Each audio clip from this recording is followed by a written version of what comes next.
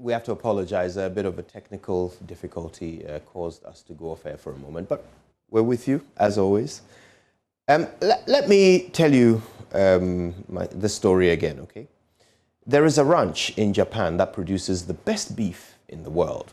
At any given time, there are no more than 1,000 cows on this ranch. All the cows graze in the same valley, and every single plant, every blade of grass in that valley is known, catalogued, and deliberately cultivated by the owners of the ranch.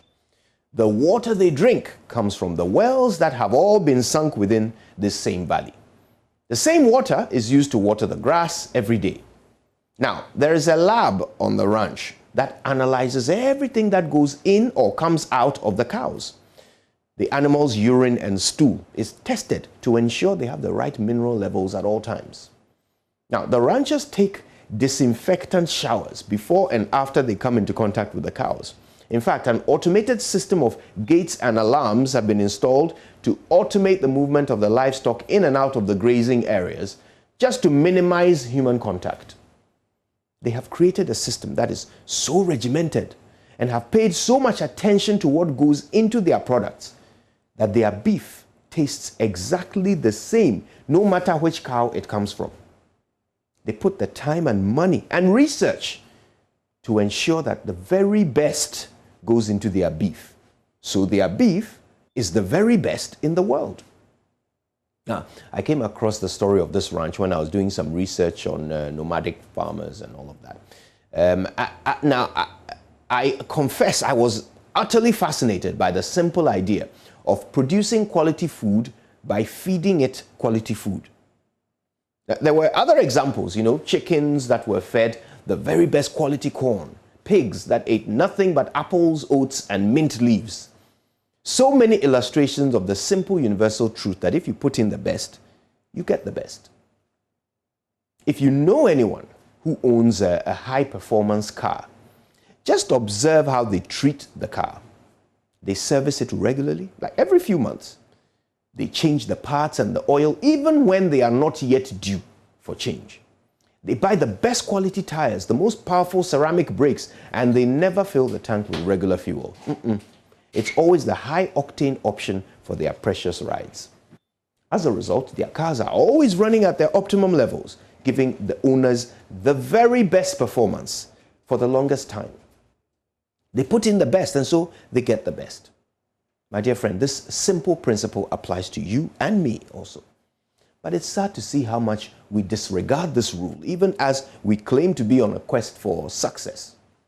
They say you are what you eat, right? It's not just a clever saying, it's a scientific principle. How many of us dream of excelling in one field or the other but have never even read a single book about it? How many of us have every intention of going to heaven but haven't opened our Bible or Holy Quran or whichever book we live by in years? How often do we stare at our overspilling midriffs in the mirror and promise to eat healthy only to step right out of the house and have banku for breakfast? How many times have we declared our national aspiration to upper middle income status while we continue to borrow ourselves into HIPIC or HIMIC status or whichever applies? If you wish to be a great writer, you must read. If you wish to be fit, you must exercise. If you wish to get good grades, you must study. If you wish to be wealthy, you must save. There are no shortcuts around it. The path to success is linear. What you put in is what you get out. Now, are you a parent? Let me ask you this. You want your kids to become doctors and lawyers, right?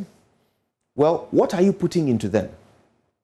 Let me share something with you that might disturb you.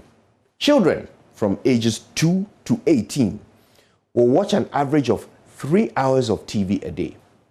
Now, of all television programming, children's shows depict the most violence.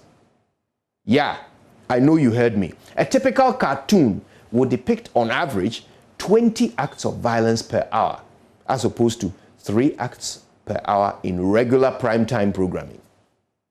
So by the time your child is 18 and ready to head out into the society on their own, they would have witnessed 16,000 simulated murders and observed about 20,000 violent acts on TV. Now ask yourself, when you leave your future surgeons and architects in front of the television for hours every day because you are too busy working to spend time with them, do you know what you are turning them into? Are you producing the best beef in the world? Or are you letting your precious cattle graze on trash? What you put in is what you get out. This is a universal truth, my dear friends. It's as true for cows as it is for Christians, careers, and children. So today, let's all take another look at the dreams and goals we're pursuing. And if we find that we are not progressing fast enough towards them, then let's ask ourselves, are we putting in our best? My name is Kojo Youngson, and I'm a high-performance model, so only the best quality fuel goes into my tank. Good morning, Ghana.